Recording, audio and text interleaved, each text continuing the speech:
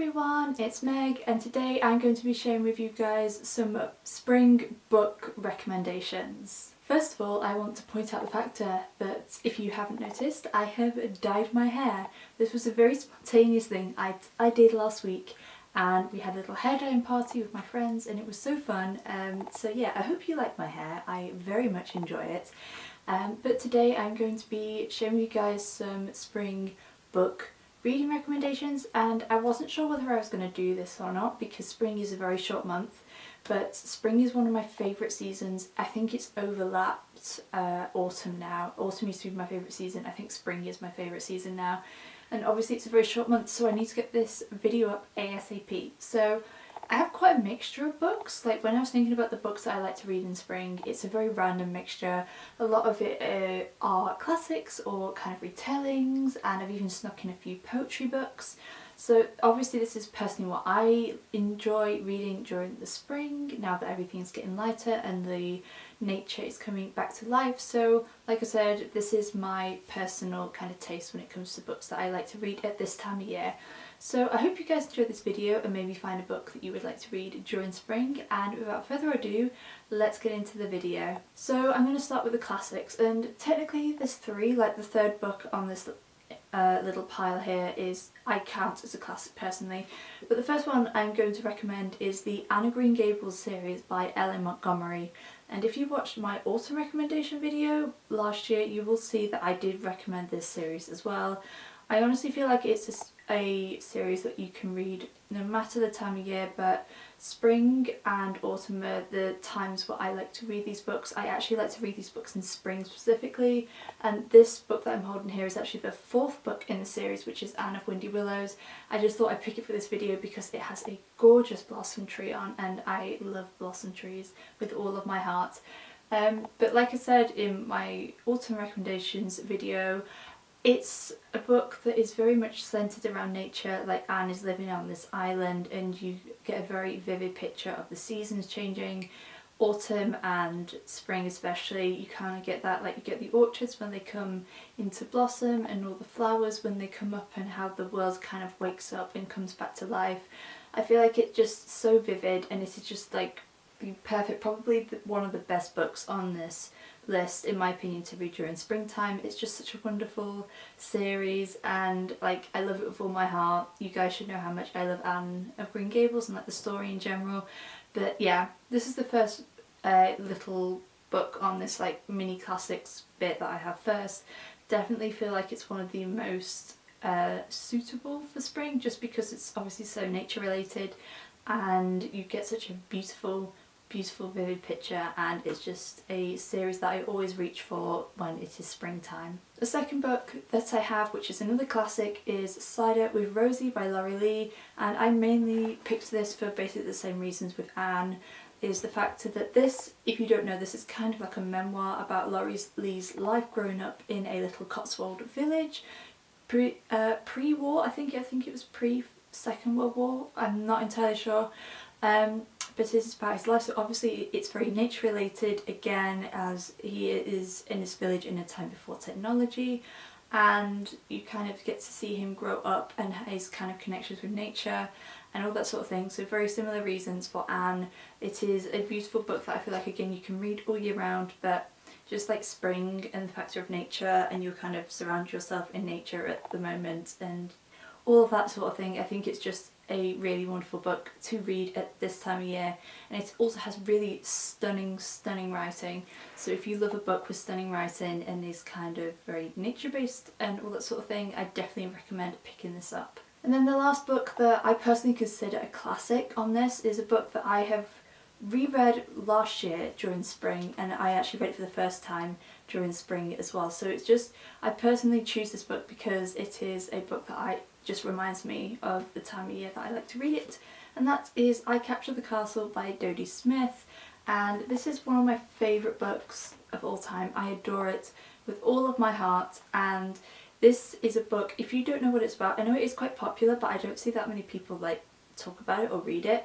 And it is about our main character Cassandra, who lives in a derelict castle with her estranged father who is an author and he hasn't written a book in 10 years, and their stepmother who is very kind of airy-fairy, and her sister, and basically one day two American brothers move into the castle next door, and it kind of strikes up, it's about their summer and kind of the year where these brothers come, and there's romance in it, there is sister and family relationships, there is writing as Cassandra wants to be a writer, and again, like, nature is something that's very vivid in this. I feel like it's a bit more of a book to read in summer, I guess, because there's like a whole ceremony with the summer equinox in here, but I personally associate it with spring because it's a book I have read both times during spring. And again, very similar reasons like with the other books, it's just very vivid picture, as this is set in Suffolk, I believe, like the Suffolk countryside in the I think it's the 1940s, 1930s, 1940s, something along those lines. But I adore this book, again, with my whole entire heart. And if you have not picked it up yet, I really think you should give it a go. Cassandra is an absolutely amazing main character, so charismatic and very easy to fall in love with, and Jodie's writing is just absolutely stunning. So again, kind of similar reasons with all the other books, but definitely recommend picking this up during spring. And then the rest of the books that I have are just very random. They are just personally books that I kind of like to read during spring, or kind of styles of books that I like to read during spring, as obviously I like to read kind of quite a bit of historical fiction and slightly darker books in the winter, and then as spring comes it gets lighter. I like to read slightly lighter books, or most of the time at any rate, not always. But I want to talk about the next book that I have. It's kind of more like a genre, I guess, and that is #1 Jane Austen novels. For some reason, like, springtime is always a time where I tend to read Jane Austen. I don't know why, but I do. I very much enjoy Jane Austen's work, you guys should know that. And also Pride and Prejudice retellings, because Pride and Prejudice is my favourite story in general. It's not my favourite Jane Austen novel, but it's like my favourite story of hers, like, generally. And I love Pride and Prejudice retellings. I will do a Pride and Prejudice retellings video very, very soon, but I just really enjoy reading her like retellings during this time. So one that I am going to recommend is The Secret Diary of Lizzie Bennet by Bernie Sue and Kate Rorick, and this is like a companion novel to the Lizzie Bennet Diaries YouTube series, which I haven't watched in ages and I definitely need to. And I'm actually reading another Pride and Prejudice retelling at the moment, which is The Other Bennet Sister, and I'm absolutely adoring it. But Jane Austen and kind of like Jane Austen retellings are just such a comfort to me. It's such a comforting world, especially like the Pride and Prejudice world. It's a story that I grew up with since I was a child, and it's just like a really nice comfort read to read during spring. Like, I want reads that are comforting and going to uplift me, and Jane Austen stories and retellings definitely do that for me. So this is personally one of my favourites that I've read, and I will be doing a Pride and Prejudice retelling eventually once I have read all the books that I want to read for that video. Next up, we have more of like a general author, but I feel like this book that I'm going to recommend, particularly of hers, I feel like just associates with spring again, because I did read it in spring. I think it was last year when I read it in spring, and that is The Lido by Libby Page, or Libby Page books in general. She has another book called The 24-Hour Cafe, and Libby's books are just so refreshing, and I feel like that's kind of why I like to read them during spring, because they're so refreshing, and like the writing style and the descriptions are very refreshing compared to a lot of other books that I read. And this is specifically follows two main characters, and it is about them trying to save their local Lido in Brixton, which is in London. And you kind of get to see the seasons as well, because you get a very vivid picture of Brixton, which is a place I've never been to. But you get, and it's got a real sense of community, and I just adore it. It's just like a really lovely, comforting book that I love to read again during springtime, and like that sense of community is just wonderful. And swimming as well. I don't know why I associate swimming with spring, but apparently I do. But I adore this book and Libby's book, and I guess, like I said before, the main reason why I like to read her books during spring is because her writing style is so refreshing and such a welcome, like, warmth when I read her books. That's always what I get with her books, so very welcoming warmth whenever I read them. So if you're looking for an adult contemporary to read during the springtime, maybe give Libby's books a go. I don't think you'll be disappointed, and I'm very excited for her latest book to come out in June, like I've got it pre-ordered and I cannot wait to read it. And then the last novel that I have on this list is a YA contemporary, and again, I read this during spring when I first read it. It's just all books that I've read in spring, they just remind me of spring, okay? But that book is Fangirl by Rainbow Rowell, which is a very popular book. Everybody knows about it, probably quite a lot of you watching this have read it. I read it not last year, year before for Mental Health-a-thon, and I absolutely adored it.